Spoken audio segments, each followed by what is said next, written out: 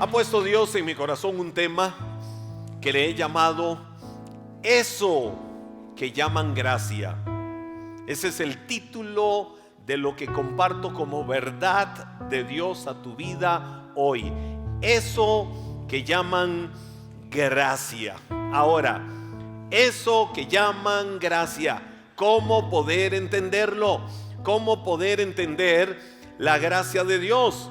Bueno, el término más utilizado para usar la gracia de Dios o para definir lo que es la gracia de Dios, nos lo encontramos tanto en el Antiguo como en el Nuevo Testamento en la Biblia. Mucha gente dice gracia de Dios y lo liga solo con el Nuevo Testamento. No, en el Antiguo Testamento nos encontramos en abundancia la gracia de Dios. Y eso que llaman la gracia de Dios, de hecho, en el Antiguo Testamento, voy a decirlo porque me encanta. Yo me llamo Henry y mucha gente, pues de cariño, en un contexto familiar, un contexto de amistad. Usted sabe que en los contextos siempre se usan diferentes nombres o alias, etcétera, etcétera. Por ejemplo, en mi contexto privado de familia, privado y exclusivo de familia, mis sobrinos solo Angie me dicen. Angie. Me dicen esa frase. Una vez se la escucharon a mi hermano mayor, les hizo gracia y desde ahí empezaron a decirme solo Angie. Y hoy cualquier cosa en algún grupo es Angie o me llaman tío Angie, etcétera, etcétera. Pero eso es exclusivamente en el contexto de familia. Cualquier otro es un delito. En entornos de amistad, hay gente que me dicen gen. y hoy rescato eso de gen, porque en el Antiguo Testamento o en el idioma original, en el hebreo, la palabra gracia se dice gen, así se dice. Entonces yo veo la etimología de mi nombre. Tengo que decir que mis papás no sé por qué me pusieron Henry. Por ahí escuché alguna vez una historia inspirada ahí, media americana. No sé si era que veían mi cabello muy rubio, mis ojos azules, y entonces quisieron ponerme un nombre un poquillo agringado, y entonces me pusieron Henry. La etimología del nombre es muy rica, pero me encanta que dentro de la raíz, la etimología de mi nombre, la primera parte, gen, lo que significa es gracia en hebreo. En el idioma hebreo significa gracia, mientras que en el Nuevo Testamento la palabra gracia nosotros la conocemos, o hemos escuchado, o es más familiar, la palabra charis.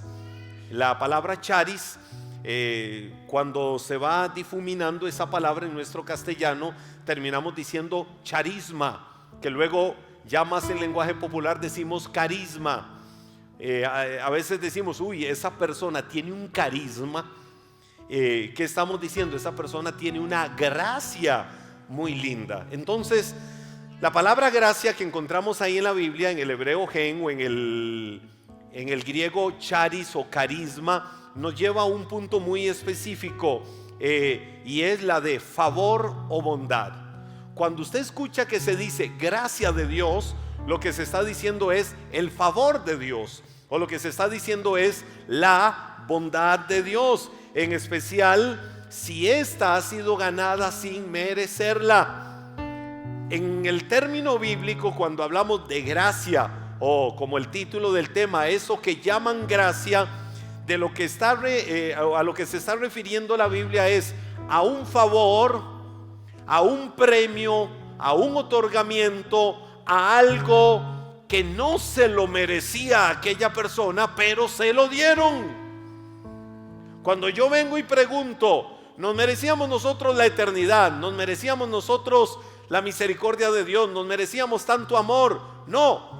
Quizás vemos la lista de méritos y decimos no lo merecíamos, pero si hoy sabemos que caminamos en la gracia de Dios, es porque hay algo que está por encima de los méritos, y eso que está por encima de los méritos es el eterno amor de Dios por cada uno de nosotros. ¿Cómo va a decir alguien alguna vez, es que seguro Dios no me ama? ¿Cómo que Dios no te ama? Si Dios, sin considerar tus méritos, si Dios, sin considerar todo lo que hayas hecho, bueno o malo en la vida, no te está juzgando por lo bueno o lo malo en tu vida, Dios te está juzgando por su amor. Y cuando Dios te juzga por su amor, lo único que hace es soltar, derramar eso que llaman gracia sobre tu vida. Y eso que llaman gracia es lo que hoy nos tiene en este lugar, diciendo: Jesús es el Señor y es el que me amó, el que me rescató y del que puedo hablar, que cambió mi vida literalmente. Ahora, ¿por qué es sorprendente la gracia de Dios? ¿Por qué la gracia es sorprendente? Bueno, sencillamente porque Dios tomó una decisión. Dios escogió bendecirte y no maldecirte.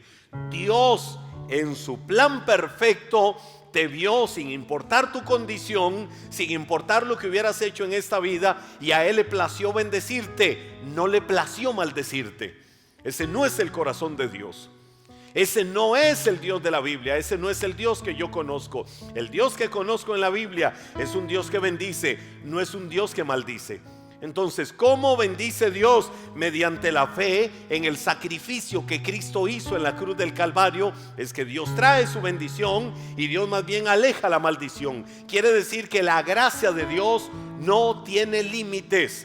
Cuando digo que no tiene límites, la gracia de Dios está abierta para alcanzar a todos, salvándoles de parte de Dios por medio del sacrificio de Cristo. ¿Quién se quedó por fuera de la repartición de la gracia de Dios? Ningún ser humano se queda por fuera del repartimiento de la gracia de Dios. La diferencia la hace o la marca que el ser humano determine, que el ser humano en su libre albedrío decida tomar o rechazar esa gracia de Dios. Pero la gracia de Dios se manifestó de tal manera, amando Él al mundo, para que todo aquel que en Él crea no se pierda, sino que pueda tener la vida eterna. Por eso es sorprendente la gracia de Dios, porque Dios no ve y dice: aquel es bueno, aquella es mala, aquella es buena, aquel más o menos, aquella es buena, ese no tiene cara de bandidillo. Es buena, es muy buena, no sé, vamos a ponerla en la balanza, vamos a ver si tiene los... No, Dios no ve eso. Dios no te juzga por lo que eres o por lo que no eres. Dios no te juzga por cuánto bueno, cuánto malo hayas hecho en la vida. A Él le plació, sin límites, extender su gracia, es decir, su favor inmerecido, su misericordia sobre toda la humanidad. ¿Por qué? Porque la perfecta voluntad de Dios es que todos los hombres sean salvos y procedan al arrepentimiento, para que a la misma vez puedan tener en este mundo no solo la vida en abundancia, sino la certeza de la vida eterna en Cristo Jesús. Por eso Pablo, el apóstol Pablo, entendiendo esta verdad, escribiéndole a los romanos, les dice, Pablo decía, entre los romanos y los filipenses, Pablo decía: para mí el vivir es Cristo y el morir es ganancia.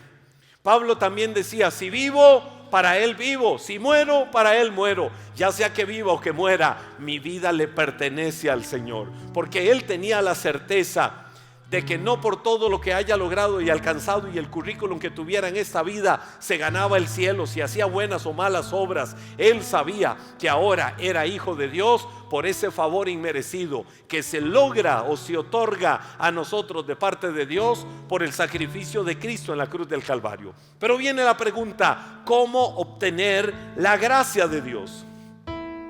¿Cómo podemos obtener la gracia de Dios? La verdad es que no hay forma.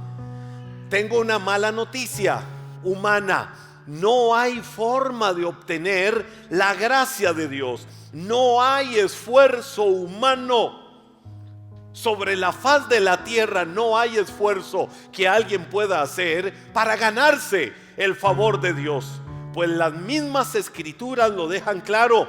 El libro del profeta Isaías, capítulo 64, en el versículo 6, dice la Biblia así: estamos todos infectados. Y mire cómo dice la Biblia: estamos todos infectados por el pecado. Y de la misma manera todos somos impuros. Cuando mostramos nuestros actos de justicia, no son más que trapos sucios. Wow, qué fuerte lo presenta el libro del profeta Isaías. Es decir, lo que nosotros consideramos nuestra justicia: yo soy tan bueno, yo no le hago mal a nadie, yo no hago cosas feas en esta vida, yo la verdad es que siempre busco el bien de todas las demás personas, yo tengo un corazón tan lindo que desearía que todo mundo tenga un corazón tan lindo como el mío. La Biblia dice: lo que yo considero como mi propia justicia viene a ser trapo de inmundicia. Así lo dice la Biblia claramente. ¿Por qué razón? Porque todos hemos sido alcanzados, todos hemos sido infectados por un virus que hoy puedo llamar una pandemia, que esta alcanzó a toda la raza humana, y esa pandemia se llama el pecado. Humanamente somos impuros. Ahora, ¿somos una desgracia? No. Lo que está haciendo la Biblia es poner en la balanza lo que es nuestra justicia y lo que es la justicia de Dios. Lo maravilloso de la justicia de Dios es que Él usa su justicia en favor de cada uno de nosotros. ¿Por qué? Porque no podemos alcanzar la eternidad por nuestra propia justicia. Por eso es que Efesios capítulo 2 versículos 8 y 9, la Biblia dice: Dios los salvó por su gracia, o sea, por su favor inmerecido. Cuando Dios trajo salvación, dice la Biblia, cuando creyeron. Ustedes no tienen ningún mérito en eso, es un regalo de Dios. Ve cómo la Biblia dice una explicación espiritual de lo que carnal o terrenalmente sucede. Nuestra justicia o nuestros méritos vienen a ser como un trapo sucio, porque nadie puede decir: estos son mis méritos, esto es todo lo bueno que yo hago en la vida, esto es todo lo grande que yo he logrado en esta vida. ¿Verdad que tengo el cielo? No. Ahí es donde dice la Biblia: todo lo que considero mi justicia es trapo de inmundicia. Entonces viene aquí y dice: Dios nos salvó por gracia, por un favor inmerecido. Cuando creímos, no tenemos absolutamente ningún mérito en eso. Dice la Biblia: es un regalo de Dios. La gracia que es un regalo de Dios. Yo no sé cuántos pueden dar gracias y decir: hoy estoy aquí, hoy estoy en este lugar por un regalo inmerecido, pero a Dios le dio la bendita, santa y plagada gana de dármelo a mí. No por mi grandeza, no por mi justicia, no por todo lo lindo o por todo lo buena gente que son algunos. No por eso. Es un regalo, sin tomar en cuenta si lo merecíamos o no lo merecíamos. Y sigue diciendo la Biblia: la salvación no es un premio por las cosas buenas que hayamos hecho. Así que ninguno de nosotros puede jactarse de ser salvo. Ninguno puede humanamente jactarse de la salvación. Tenemos que gloriarnos en aquel que hizo todo el trabajo. ¿Cuál fue su trabajo? No dejó una sola gota. Todas vertieron, todas cayeron de aquella cruz, pero en aquella gota, una por una, de dolor que Él entregó en la cruz del Calvario, te estaba viendo. No importando tus justicias, no importando lo que hubieras hecho o no hubieras hecho, Él te estaba viendo, y te estaba viendo con un amor sin límites, porque su perfecta voluntad es que un día en la eternidad estemos reunidos juntamente con Él, adorándole, exaltándole y viviendo por la eternidad.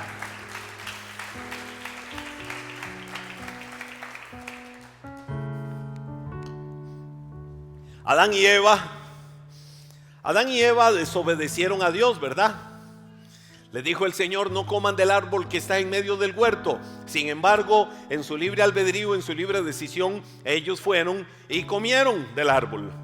Mire, Adán y Eva me recuerdan mucho mi niñez. Estábamos donde mi abuela siempre, La mayor parte del tiempo vivíamos donde mis abuelos, y llegaba mi abuelo Cuyito monje y ya me veía a mí midiendo y calculando un árbol de los árboles frutales que él tenía. Y entonces mi abuelo llegaba y me decía: no se suba a ese árbol, porque vea que Emergencias está así, lleno de gente. Yo en mi inocencia de niño, siempre que mi abuelo me decía no se suba porque Emergencias está muy lleno, entonces a mí me daba la curiosidad.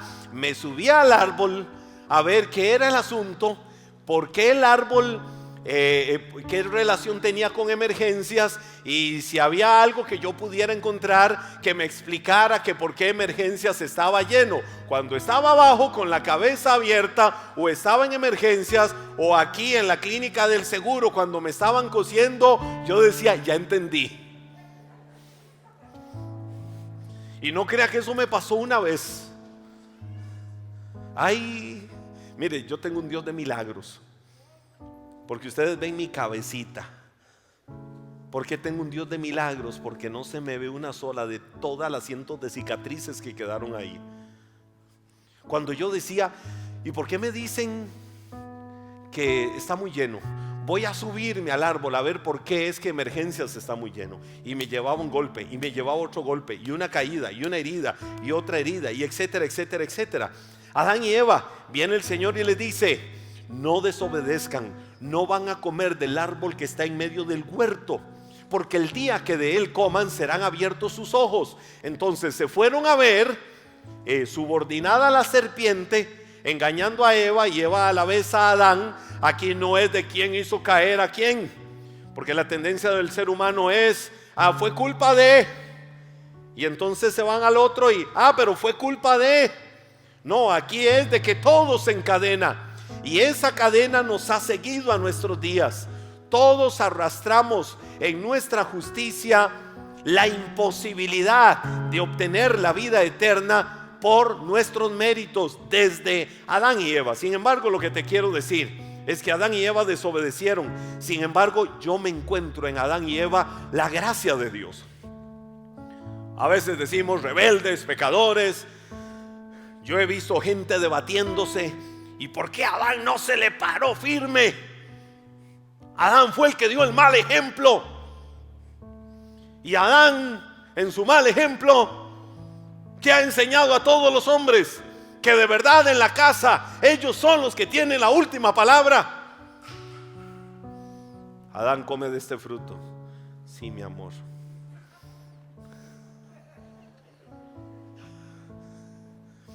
Y entonces vino la caída del hombre.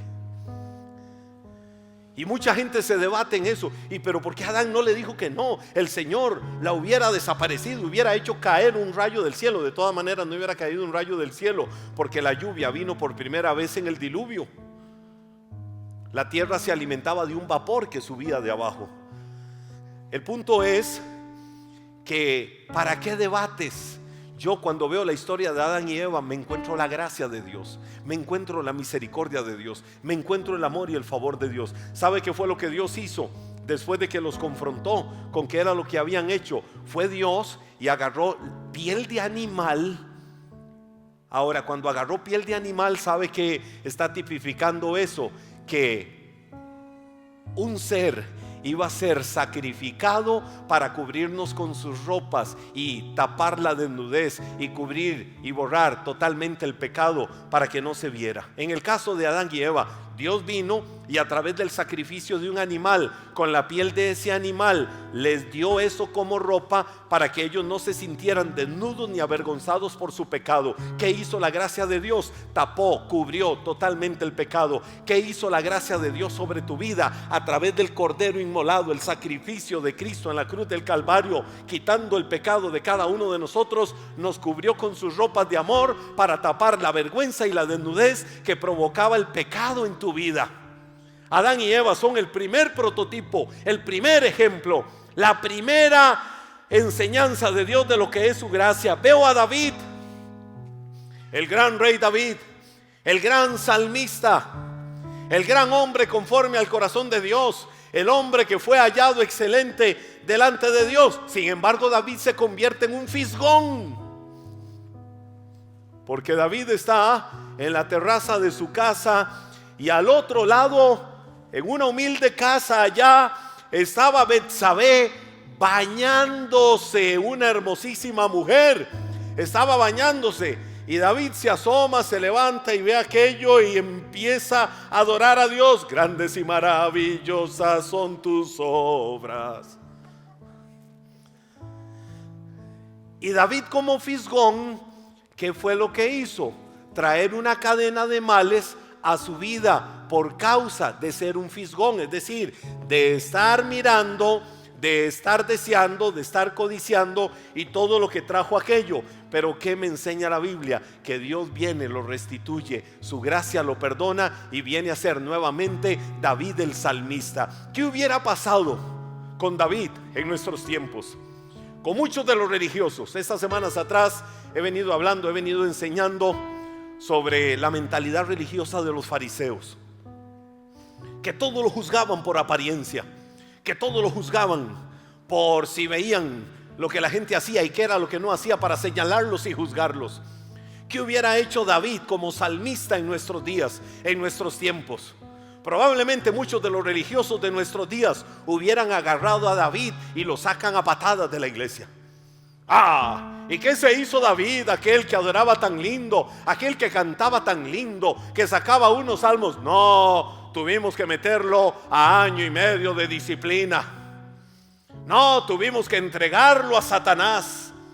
No, tuvimos que hacer esto con David. No, ¿sabe qué hizo Dios? Vio a David, lo amó y lo restauró para volverlo a levantar, para volverlo a restituir y que nuevamente fuera puesto en su lugar, vestido de honor y de gloria, de tal manera que el Señor decía: ese hombre es un hombre conforme al corazón mío. No lo agarró Dios y lo tiró a patadas fuera, como lo hacen la manada de religiosos de nuestros días.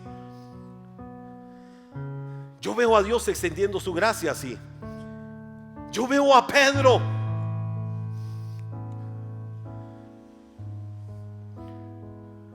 No, antes de eso, están en la noche de Pascua, en la cena, y Jesús dice todo lo que iba a suceder.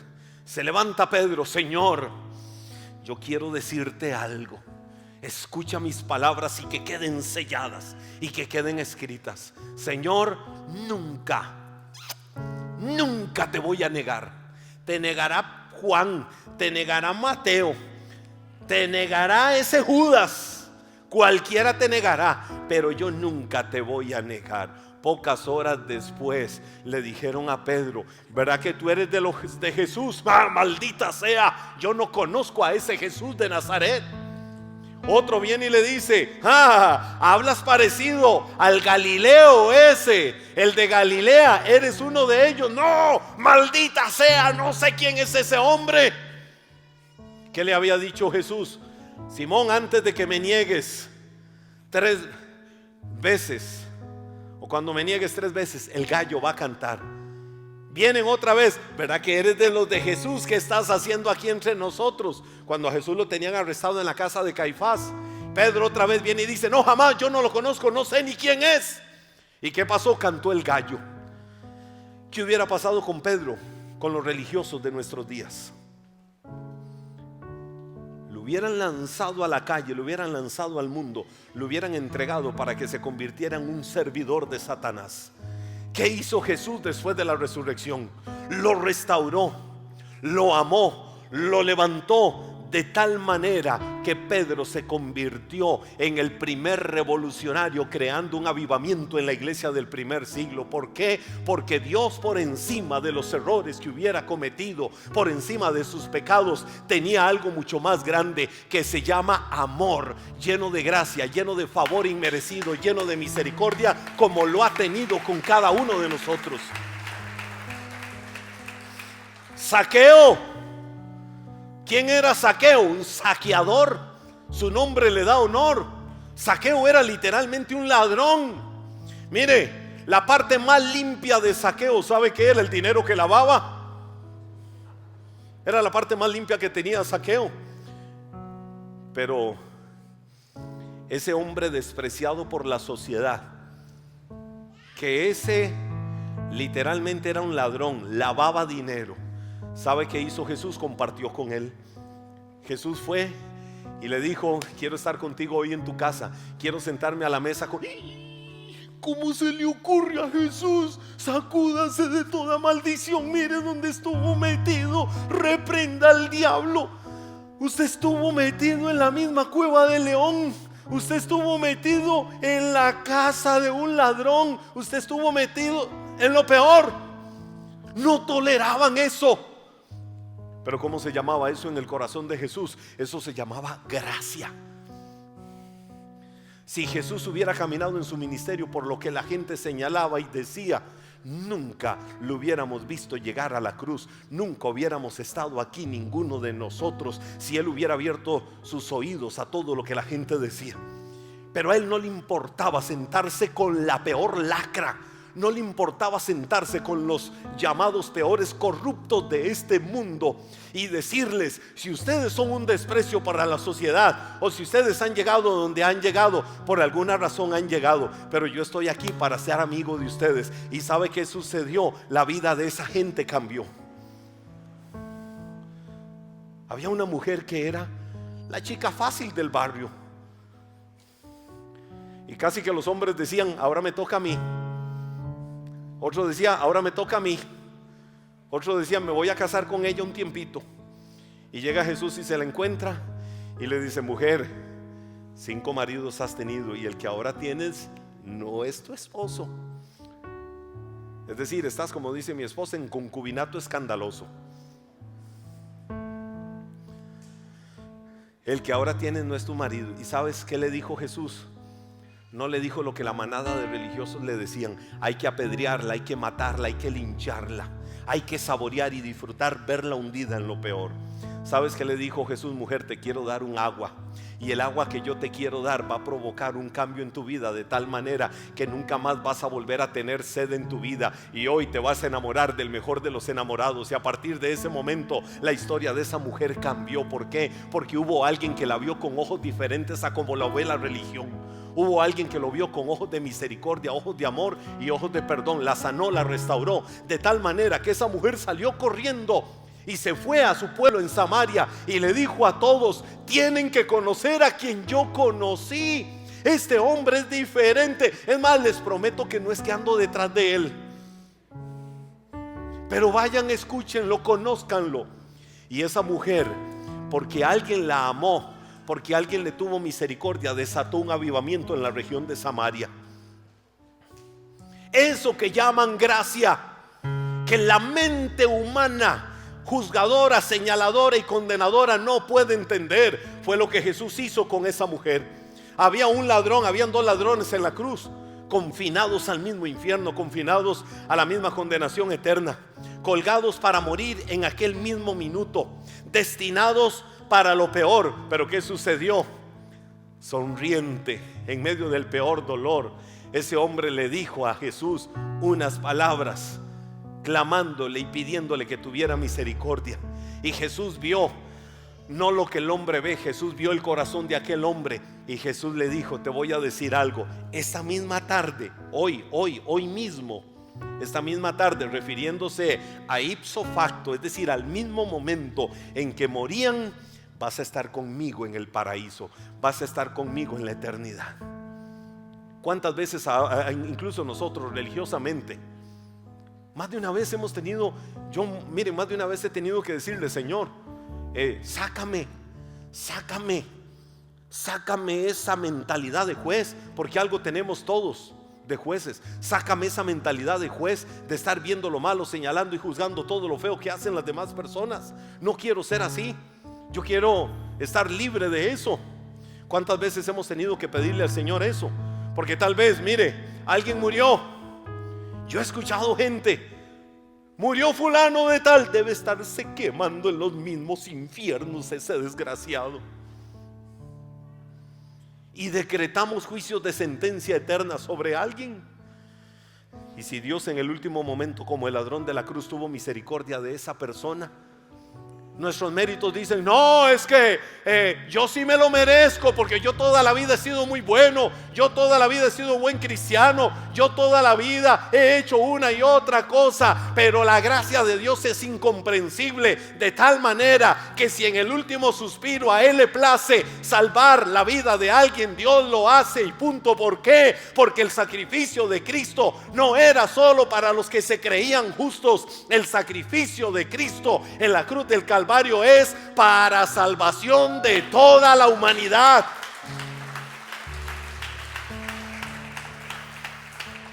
Contrario al hombre, Dios en su amor está buscando más maneras de llevarnos a la casa suya que mantenernos afuera. ¿Cuántos con sus vidas más bien provocan que muchos se queden afuera? Pero Dios con su amor, Dios con su gracia, contrario a lo que hace el hombre, cada día quiere revelarse a la humanidad para mostrarle su amor. Y te digo dos cosas. Una, la gracia de Dios te permite acercarte a Dios. La gracia te permite acercarte a Dios. Te menciono ahorita dos cosas. La primera, la gracia te va a permitir siempre acercarte a Dios. Hebreos capítulo 4 verso 16, la Biblia dice, Hebreos 4:16, mire qué lindo como dice, así que acerquémonos. ¿Acerquémonos cómo? Una pregunta, para ver si no soy solo yo. ¿Alguno de ustedes alguna vez en la vida ha hecho algo malo?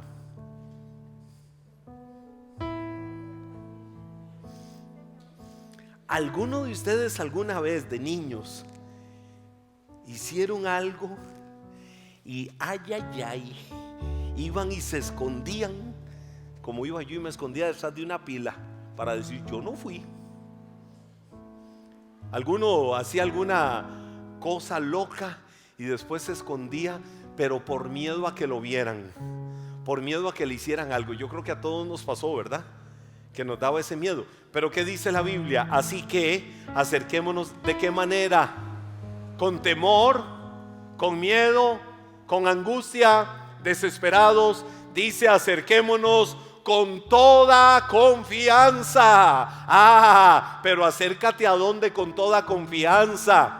No a la oficina de los religiosos, no a la oficina de los que tienen el dedo apuntando para ver que juzgan y señalan. No, dice la Biblia, acerquémonos con toda confianza al trono de la gracia de nuestro Dios. ¿Cuál trono? El trono de la gracia. Di conmigo, trono de la gracia. Es decir, ¿cómo es el trono de Dios? ¿Cómo es el trono de Dios? Es el trono del favor inmerecido. Es el trono del otorgamiento de algo que no nos merecíamos, pero así a Él le plació ponerle a ese trono. Cuando Dios ve su trono y dice, wow, trono de la gracia, que le recuerda que alguien aquí en la tierra no merecía la vida eterna, pero a Él le plació amarlo. Ahí Dios te está viendo, ahí Dios ve tu vida, ahí Dios ve tu corazón. Le plació amarlo y ve ese trono llamado trono de gracia y te vuelve a ver y dice, es por ti, es porque te amo y es porque te estoy esperando para un día abrazarnos y reunirnos aquí por los siglos de los siglos y disfrutar de esta hermosa eternidad. Por eso dice, acerquémonos con toda confianza al trono de la gracia de nuestro Dios. Allí recibiremos su misericordia y encontraremos la gracia que nos ayudará cuando más la necesitamos. Yo quiero decirte algo y todos debemos de saberlo. Dios es un Dios cercano y puedes acudir a Él cuando, en todo momento puedes acudir a Dios, porque Él es un Dios cercano. Si hay algo que a Dios le encanta, es que nos acerquemos con confianza, como se acerca aquel niño a su papá amoroso o a su mamá amorosa. Un niño viene con toda la inocencia y ve a papá y ve a mamá. Hoy venía caminando por la calle ahí en el barrio donde yo vivo y voy caminando hacia mi casa y como 25 metros atrás nada más escucho un grito de papito te amo, y vuelvo a ver un niño donde iba corriendo hacia su papá como 2-3 pasos atrás gritándole papito te amo. Yo dije, Señor, con esa misma ternura nos ves tú a nosotros, a cada uno de nosotros. Y Dios lo que quiere es eso, que con toda confianza te acerques a Él y sepas, entiendas y tengas claro que Él es un Dios amoroso y que a Él sí te puedes acercar con toda confianza. ¿A dónde? Al trono al que le designó un nombre que le recuerda su eterno amor por cada uno. Por eso dice la Biblia: con lazos de ternura, con cuerdas de amor te he atraído hacia mí.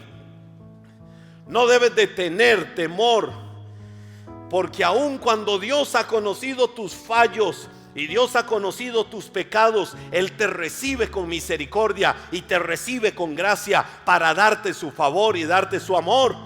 Cuando alguien va en humildad delante de Dios, ¿qué hace Dios? Perdona. Pero junto al perdón Dios restaura, y junto a la restauración Dios da nuevas fuerzas para seguir adelante hasta llegar a aquello que Pablo llamó el final de la carrera, y que por lo demás espera la corona de vida que el juez justo ha preparado para cada uno. Y el segundo pensamiento: el primero, la gracia te permite acercarte a Dios sin temor y con confianza. Y el segundo, ¿cómo es que Dios interviene?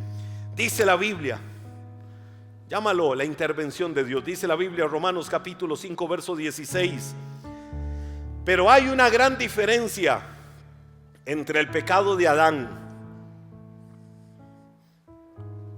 y el regalo del favor inmerecido de Dios. Pues el pecado de un solo hombre, Adán, trajo muerte a muchos, pero aún más grande es la gracia maravillosa de Dios y el regalo de su perdón para muchos por medio de otro hombre, Jesucristo. Y el resultado del favor, del regalo del favor inmerecido de Dios, es muy diferente de la consecuencia del pecado de ese primer hombre, pues el pecado de Adán llevó a la condenación, pero el regalo de Dios nos lleva a ser declarados justos a los ojos de Dios, a pesar de que somos culpables de muchos pecados.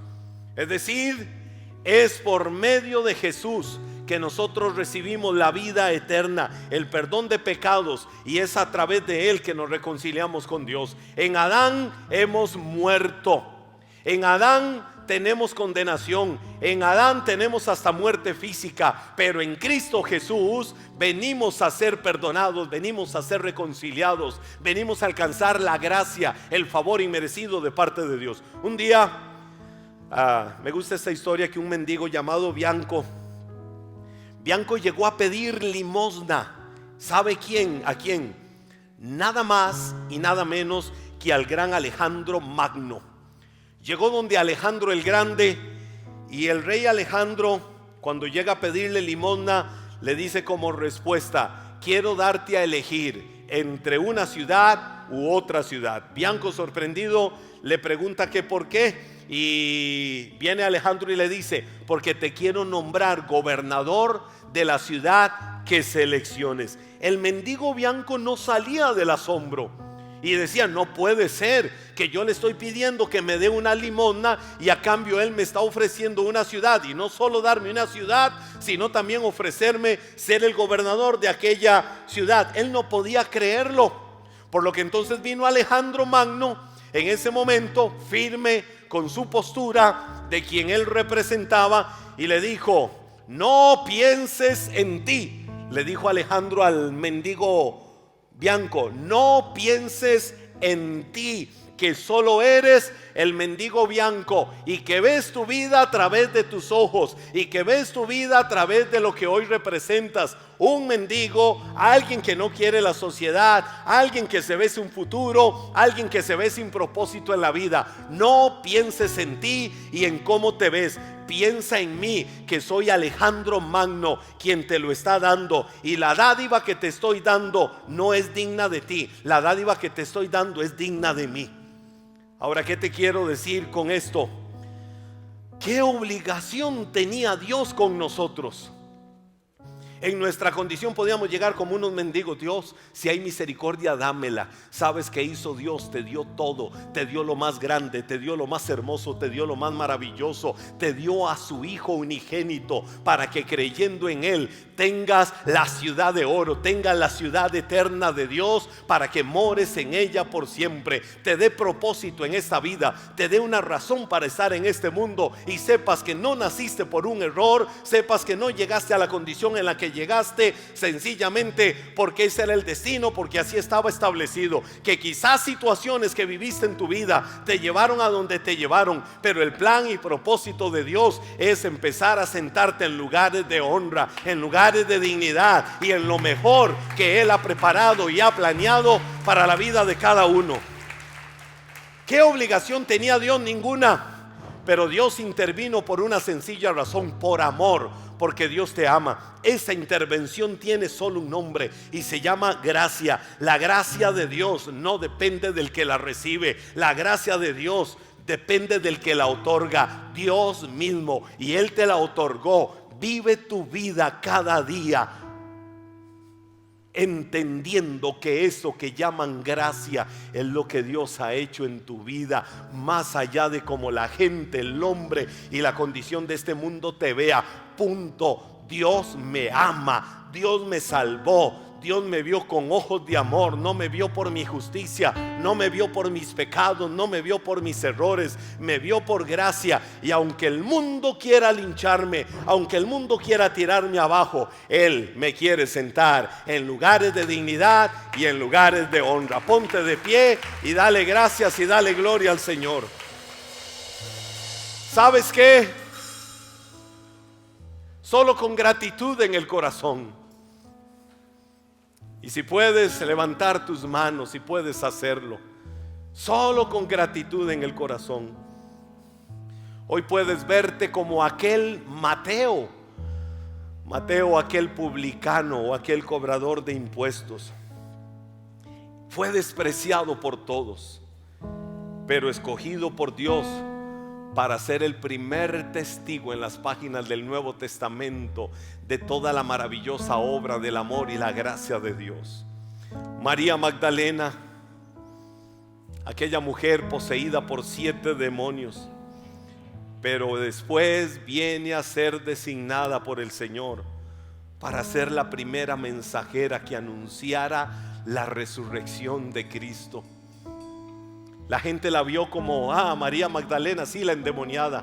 Cristo la vio como una anunciadora de la más grande noticia de la humanidad. Jesús se levantó, la muerte no lo pudo sostener, Él ha resucitado. Pablo el apóstol, empeñado en destruir la iglesia, empeñado en asesinar cristianos, sin embargo fue llamado por Dios y constituido el más grande perito arquitecto para edificar la iglesia del primer siglo. Hoy canta al Señor, canta dándole gracias por lo que es su amor y misericordia. Una vez un discípulo se acercó a su pastor y le dijo: pastor, yo no entiendo por qué la Biblia dice a Esaú aborrecí. El pastor viene y le dice: quiero decirte que yo no entiendo por qué la Biblia dice a Jacob amé. Eso tiene solo un nombre: gracia de Dios. Hoy quiero decirte que Dios te amó, y porque Dios te amó, camina con la dignidad del amor con el que Dios te vio.